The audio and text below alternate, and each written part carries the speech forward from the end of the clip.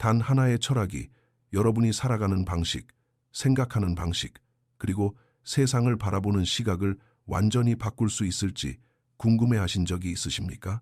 만약 그런 철학이 현대의 흔한 자기계발서가 늘어놓는 추상적인 이야기가 아니라 전투에서 승리했을 뿐만 아니라 삶의 예술을 통달했던 전설적인 인물, 일본 최고의 검객이 남긴 실용적인 지혜 속에 존재한다고 말씀드리면 어떨까요?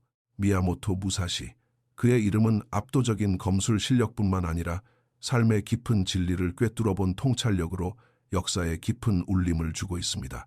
무사시는 단순한 전사가 아니라 철학자이자 예술가 그리고 작가였습니다. 그의 삶의 여정은 1645년 그가 세상을 떠나기 몇 주 전 산속 동굴에 은둔하며 써내려간 짧고도 강력한 글, 독행도, 즉 홀로 가는 길이라는 글로 결실을 맺었습니다. 독행도는 무사시가 평생에 걸쳐 깨달은 배움을 21가지의 원칙으로 압축한 것입니다. 이 원칙들은 단순한 전투 전술이 아니라 독립심과 존엄성, 그리고 깊은 진정성을 가지고 살아가기 위한 삶의 지침입니다. 그렇다면 수세기가 지났고 문화도 전혀 다른 현대사회를 사는 우리가 왜 이 오래전 무사의 마지막 유언에 관심을 가져야 할까요? 모든 것이 빠르게 변하고 촘촘히 연결된 우리 한국의 현대사회는 끊임없는 방해 요소와 사방에서 몰려오는 압박감으로 가득합니다. 이런 세상에서 무사시의 가르침은 우아하고 강인하게 삶의 시련을 헤쳐나갈 수 있는 놀라울 정도로 현실적인 청사진을 제시합니다. 독행도의 원칙들은 우리가 더 예리한 시선으로 자신의 삶을 마주하도록 도전장을 내밀며 온전히 독립적이고 진실하게 산다는 것이 진정 무엇인지 발견하기 위한 내면의 여정으로 우리를 안내합니다. 앞으로 몇 분 동안 우리는 이 21가지 원칙을 관통하는 여정을 떠날 것입니다. 이것은 먼 과거의 호기심 거리가 아니라 현대인의 영혼을 위한 살아있는 지혜입니다. 현실을 받아들이고 욕망을 다스리며 진정성을 기르고 사회적 조화를 이루며 명예를 지키는 것이 어떻게 인생의 수많은 도전과 기회를 대하는 여러분의 태도를 바꿀 수 있는지 발견하게 될 것입니다. 더 신중하고 충만한 삶으로 나아가는 디딤돌이 되어줄 이 각각의 원칙들은 우리가 상상조차 하지 못했던 방식으로 성찰하고 적응하며 성장하도록 이끌어줍니다. 하지만 이 오래된 원칙들이 어떻게 우리의 일상에 적용될 수 있을까요?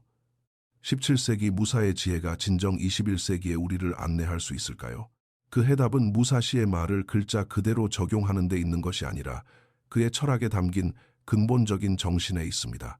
그의 철학은 우리의 가치관, 동기, 그리고 우리가 세상에 남기고 싶은 발자취에 대해 더 깊은 질문을 던지게 합니다.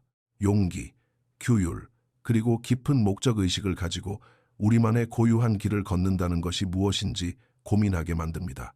각 원칙을 깊이 파고들면서 여러분 자신의 삶과 여러분이 내리는 선택들, 그리고 소중히 여기는 가치들을 돌아보시기를 바랍니다. 이것은 맹목적으로 새로운 규칙을 따르라는 것이 아닙니다. 과거와의 대화를 통해 현재를 밝히고 우리의 미래를 형성해 나가는 과정입니다. 이 여정의 끝에서 여러분은 무사시의 독행도에 대한 깊은 이해를 얻을 뿐만 아니라 지혜와 용기, 그리고 진실함으로 현대 삶의 복잡성을 헤쳐나가는 방법에 대한 새로운 시각을 얻게 될 것입니다. 자, 이제 독행도에 변치 않는 지혜를 함께 파헤치며 이 원칙들이 어떻게 더 목적 있고 충만하며 주도적인 삶을 영위하도록 영감을 줄 수 있는지 탐구해 보겠습니다. 무사시의 독행도의 핵심으로 들어가는 여정을 계속하면서 우리는 아마도 가장 흥미로운 가르침의 문턱에 서게 됩니다. 바로 현실을 수용하고 집착을 버리는 연습입니다. 쉼 없이 열정적으로 원하는 것을 쫓으라고 강요하는 현대사회에서 이 원칙들은 언뜻 보기에 받아들이기 힘든 쓴약처럼 보일 수 있습니다. 하지만 무사시는 그의 삶과 언어를 통해 수용, 덜어냄, 그리고 세상 속 우리의 위치에 대한 더 넓은 관점으로 포장된 전혀 다른 길을 제시합니다. 첫 번째 원칙, 모든 것을 있는 그대로 받아들여라. 비디오 게임을 하다가 도저히 깰 수 없을 것 같은 단계에 도달했다고 상상해 보십시오. 할 수 있는 모든 것을 다 해보지만 어떻게 해도 넘어갈 수가 없습니다. 이때 여러분에게는 두 가지 선택지가 있습니다. 게임에 계속 좌절하고 화를 내거나 아니면 이것도 게임의 일부임을 받아들이고 새로운 전략을 짜거나 그 도전 자체를 즐기는 방법을 찾는 것입니다. 무사시의 첫 번째 원칙은 현실에서 두 번째 선택지를 고르는 것과 매우 비슷합니다. 이는 우리가 바라는 세상이 아니라 세상에 있는 그대로의 모습을 보는 것에 관한 이야기입니다. 이것은 도전에 직면했을 때 포기하라는 뜻이 아닙니다. 오히려 상황의 현실을 직시하고 감정에 휘둘리지 않은 채 정면으로 부딪히는 것을 의미합니다.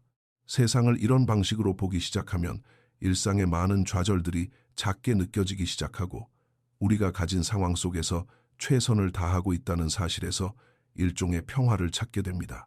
더 깊은 차원에서 이 원칙은 우리의 좌절과 실망의 본질을 직면하게 합니다. 종종 우리의 불만은 상황 자체가 아니라 우리의 기대와 현실 사이의 괴리에서 비롯됩니다.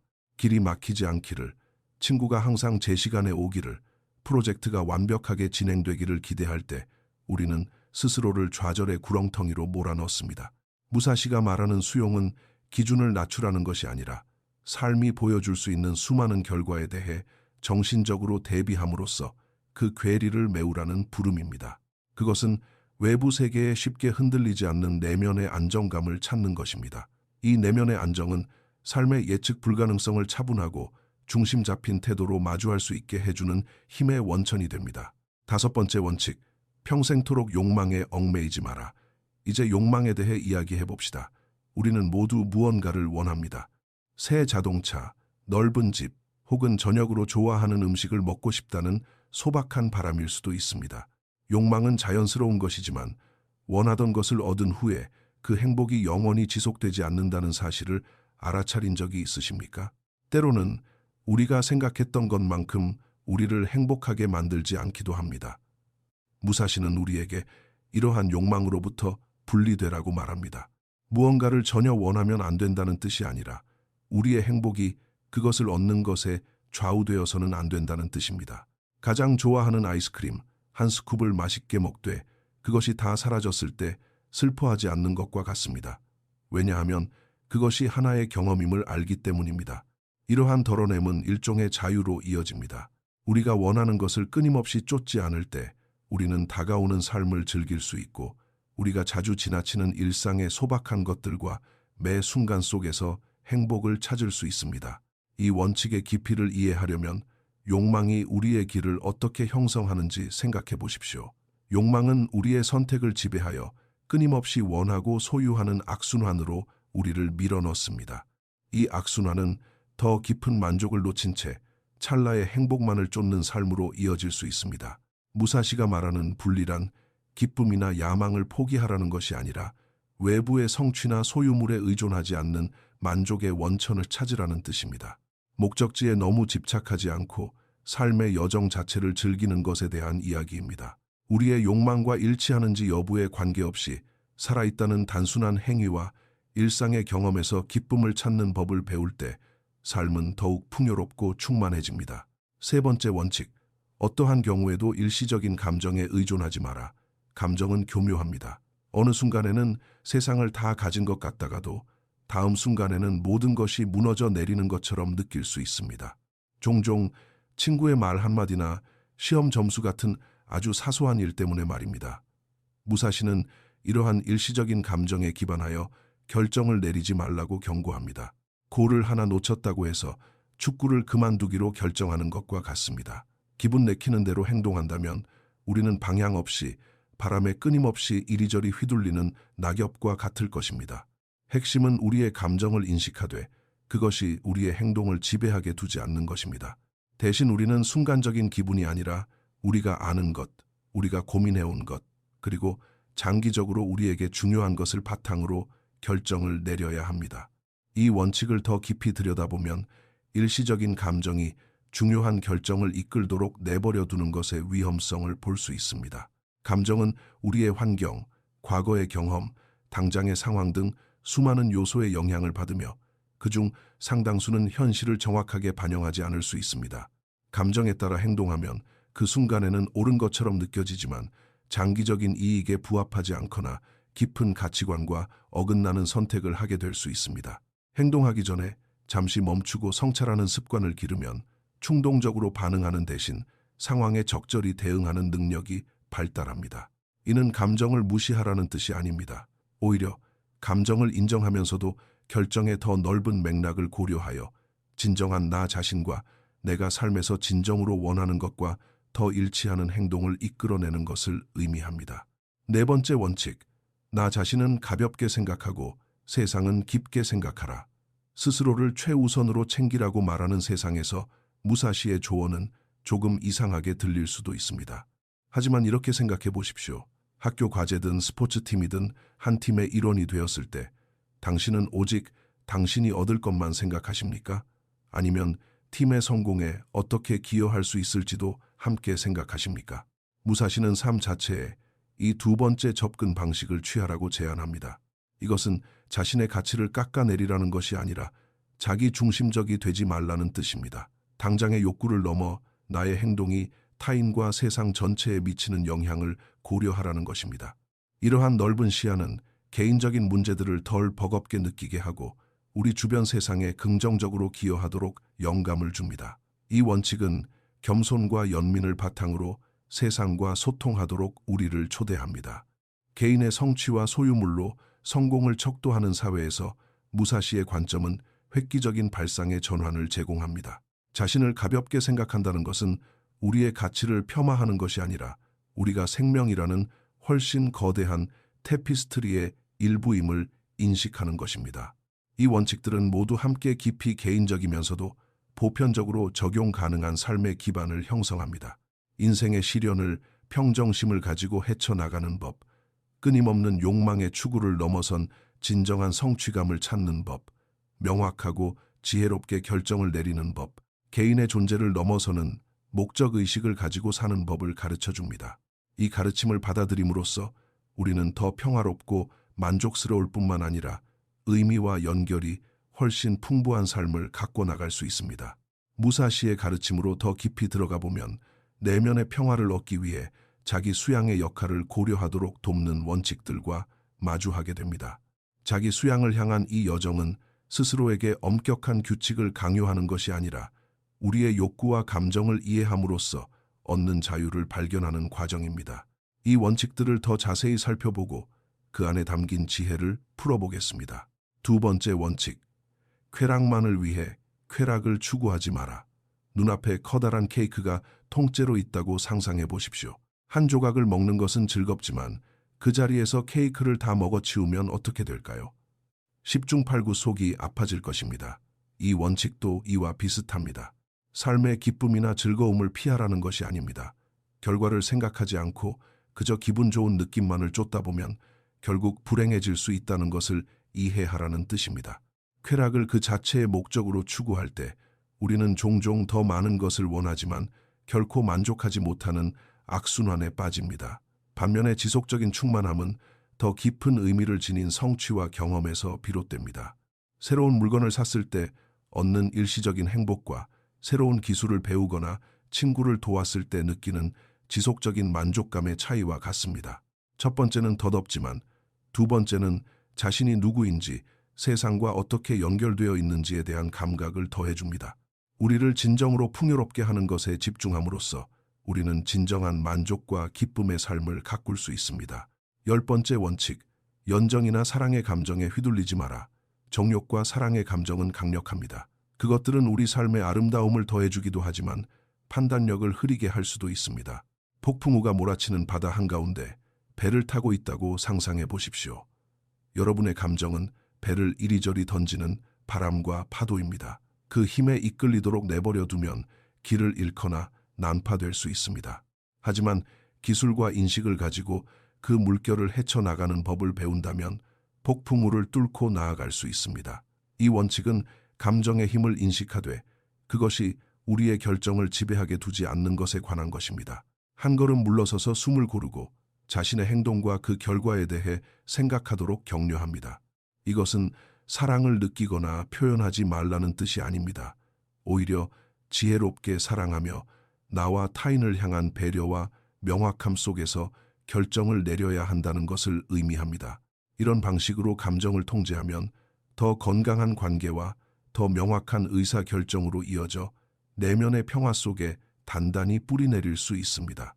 11번째 원칙, 모든 일에 편애를 두지 마라. 이 원칙은 처음에는 이상하게 들릴 수 있습니다. 누구나 좋아하는 것이 따로 있는데 어떻게 편애하지 않을 수 있을까요? 여기서 무사시의 요점은 선호를 없애라는 것이 아니라 거기에 얽매이지 말라는 뜻입니다.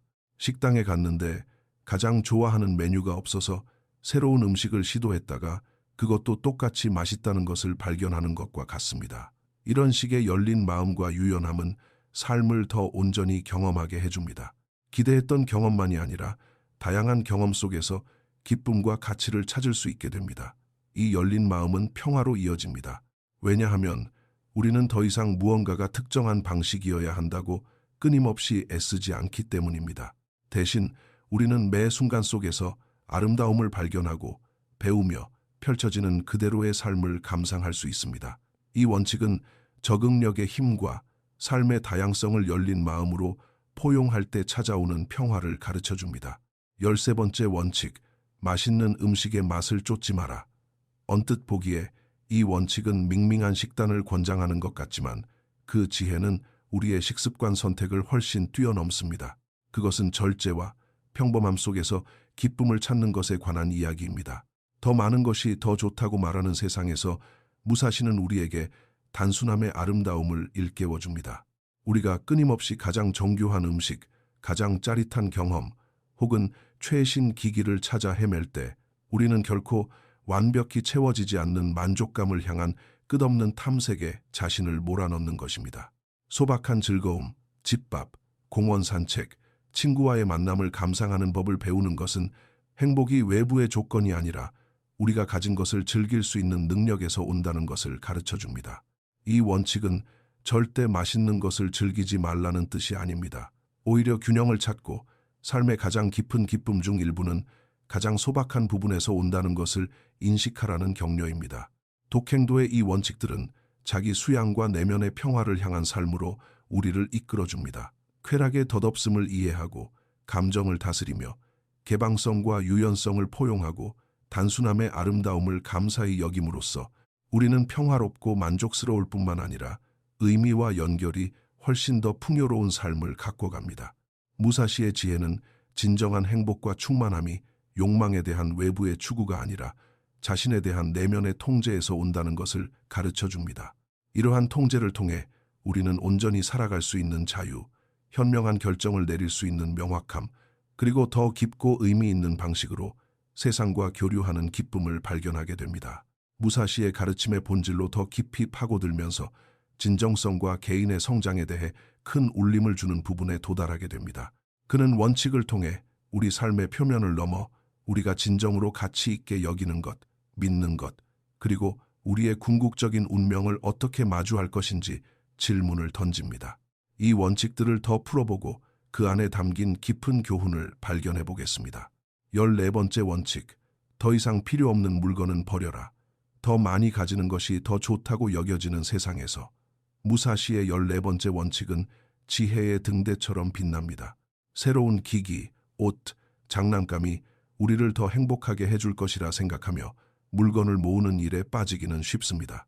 하지만 처음에 흥분이 가라앉고 나면 이전과 똑같은 기분을 느끼거나 심지어 물건에 치여 짓눌리는 느낌을 받은 적이 있지 않습니까? 무사시는 미니멀리스트 라이프 스타일이라는 다른 접근 방식을 제안합니다. 당신의 삶을 어디든 메고 다녀야 하는 배낭이라고 상상해 보십시오. 모든 소유물은 배낭에 추가로 넣어야 할 짐입니다. 물건이 많을수록 배낭은 무거워지고 산을 오르거나 강을 건너기가 더 힘들어집니다. 우리가 진정으로 필요하거나 사랑하는 것만 간직하기로 선택함으로써 우리는 짐을 가볍게 만들고 인생의 여정을 더 쉽고 즐겁게 만들 수 있습니다. 이 원칙은 우리 자신을 결핍하게 만들라는 것이 아니라 진정으로 중요한 것, 즉 우리의 경험, 관계, 개인의 성장에 집중하라는 뜻입니다. 그저 옷장만 채우는 것이 아니라 우리의 삶을 풍요롭게 하는 것들을 위한 공간을 만드는 것에 관한 이야기입니다. 15번째 원칙, 관습적인 믿음에 따라 행동하지 마라. 이 원칙은 우리 스스로 생각하고 현상 유지에 의문을 제기하며 사회가 깔아놓은 길이 나에게 맞는지 고민도 없이 그저 따라가지 말라고 도전합니다. 우리는 어릴 때부터 학교에 가고 좋은 성적을 받고 직업을 선택하는 특정한 길을 따르도록 배웁니다. 하지만 정해진 대본을 따르는 것 이상의 삶이 있다면 어떨까요?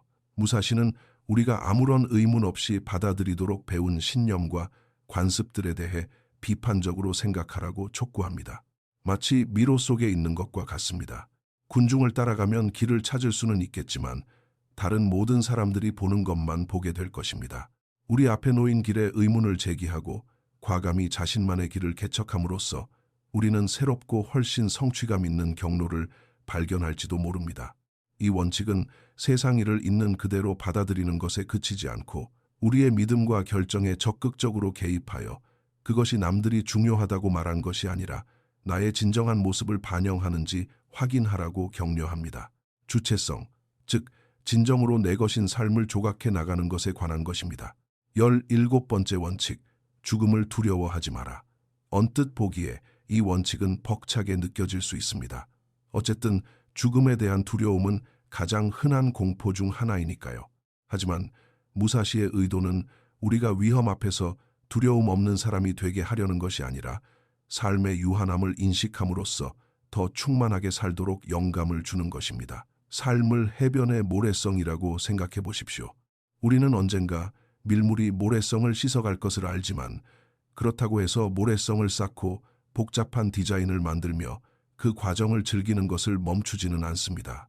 마찬가지로 우리에게 주어진 시간이 제한되어 있음을 깨닫는 것은 그 시간을 최대한 활용하고 진정으로 중요한 것에 집중하며 우리의 시간이 다했을 때 후회 없이 뒤돌아볼 수 있도록 살아가게 하는 원동력이 될 수 있습니다. 이는 매 순간을 껴안고 열정을 쫓으며 관계를 소중히 여기는 것에 대한 이야기입니다. 이 원칙은 삶의 유한함에 대한 인식이 두려워해야 할 대상이 아니라 깊고 진실하게 그리고 목적을 가지고 살라는 깨우침임을 가르쳐 줍니다. 진정성과 성장에 관한 무사시의 원칙은 우리의 우선순위를 재평가하고 무비판적인 믿음의 질문을 던지며 존재의 유한함을 받아들이도록 도전합니다.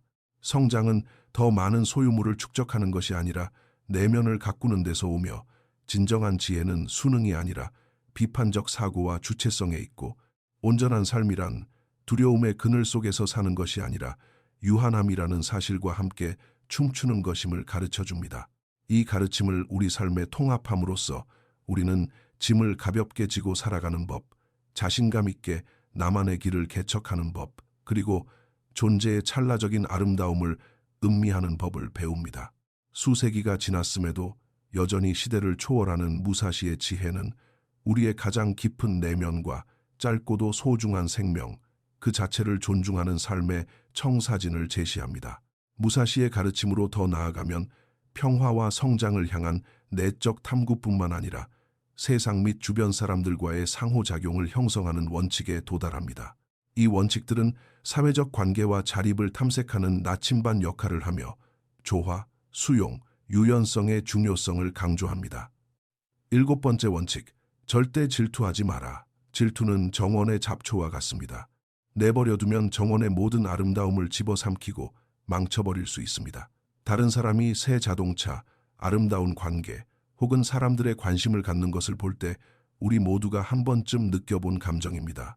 무사시는 질투가 우리의 에너지를 자신의 강점과 능력을 개발하는 대신 타인이 가진 것에 쏟게 만들기 때문에 성장을 저해한다고 가르칩니다.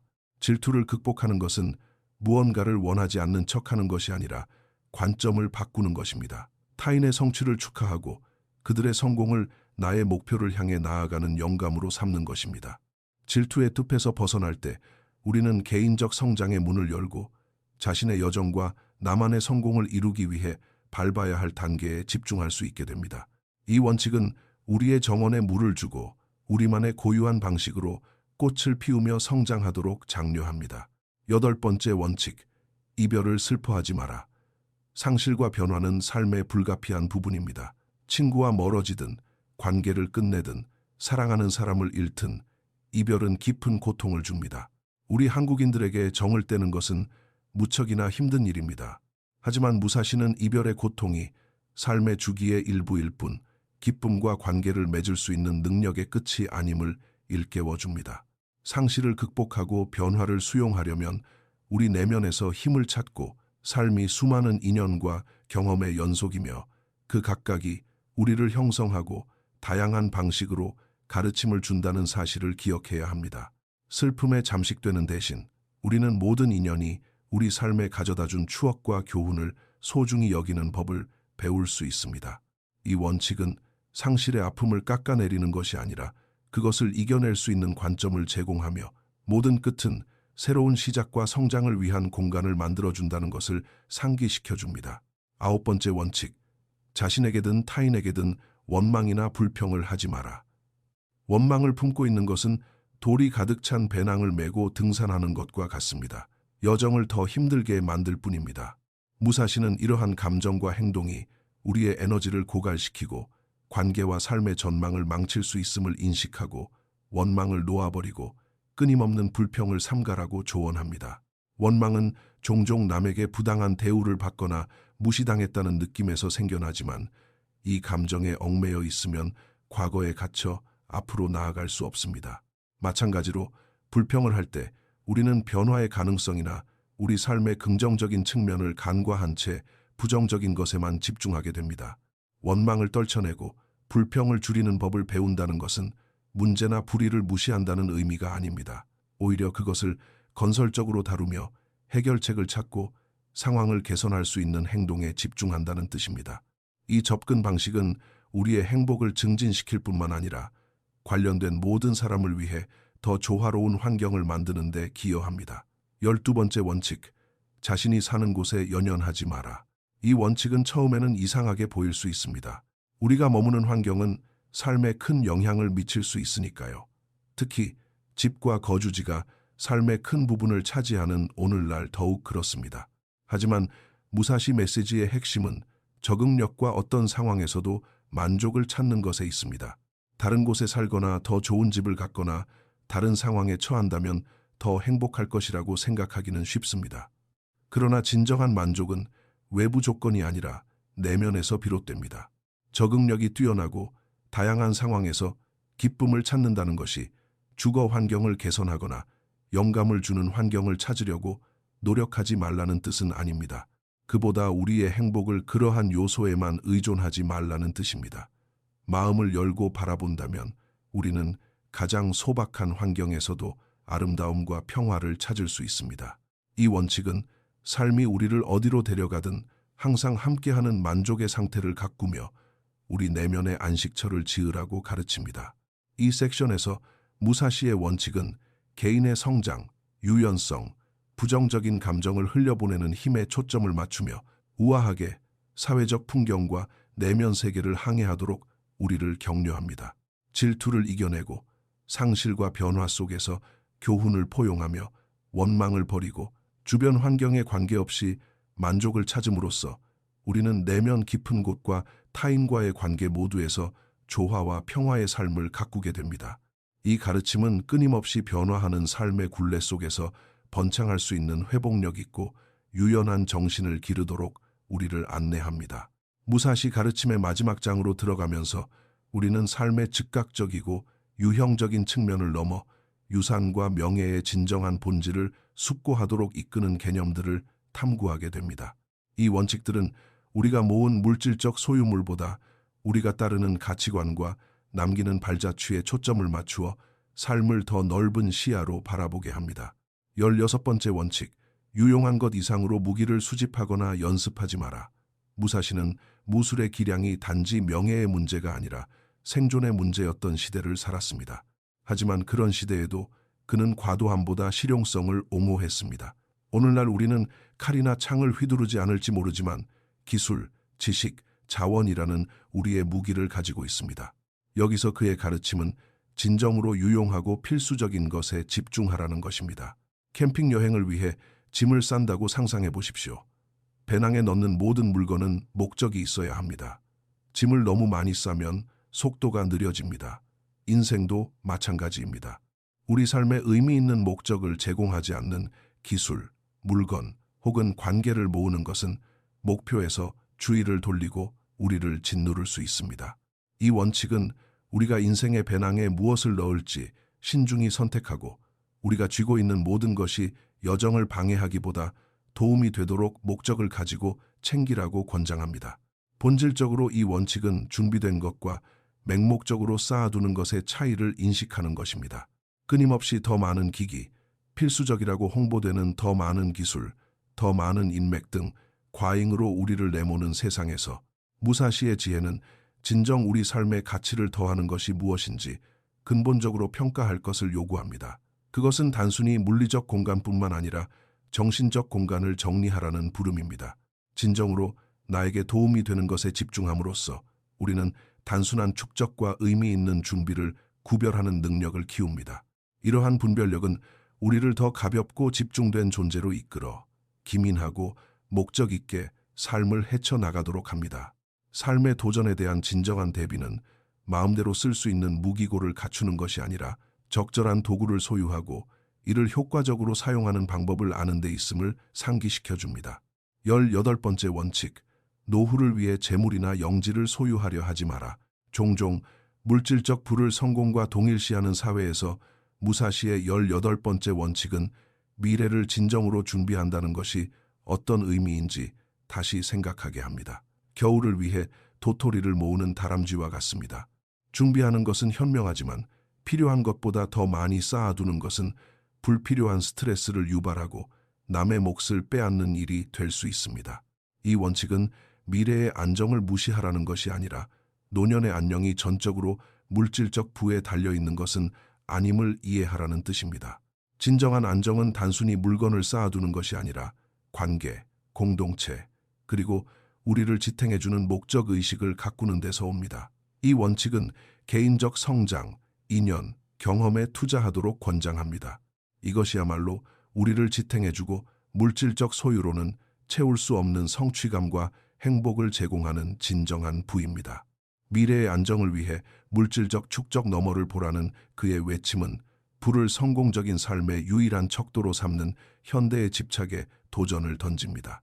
가장 풍요로운 순간은 친구와 나누는 이야기, 가족과의 웃음, 조용한 성찰의 시간, 자연과의 교감 등 비물질적인 원천에서 비롯된다는 사실을 일깨워줍니다.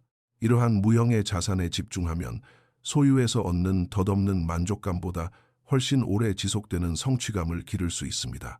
이 원칙은 의미 있는 관계, 평생 학습, 개인적 성취의 기반을 다지라고 격려합니다. 경험과 지혜의 유산을 물려주는 것이야말로 삶을 풍요롭게 하고 시간이 지나도 변치 않는 진정한 보물임을 깨닫는 것입니다. 19번째 원칙, 부처와 신을 존경하되 의지하지는 마라. 무사시의 영적인 가르침은 자립과 개인적 노력의 중요성을 상기시켜 줍니다. 기적이나 신의 개입이 문제를 해결해 주기를 기다리는 함정에 빠지기는 쉽습니다.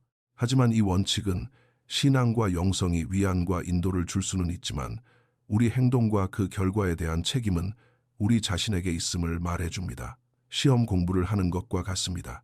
좋은 결과를 바라는 것은 괜찮지만 실제로 공부하고 준비하는 과정은 우리의 몫입니다.